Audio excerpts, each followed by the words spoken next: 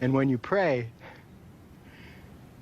do not keep on babbling like pagans, for they think they will be heard because of their many words. Do not be like them, for your Father knows what you need before you ask him. This then is how you should pray.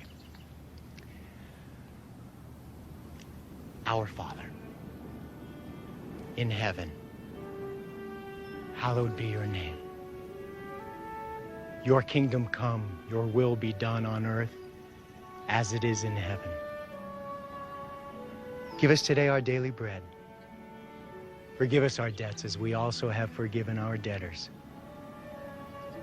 And lead us not into temptation, but deliver us from the evil one.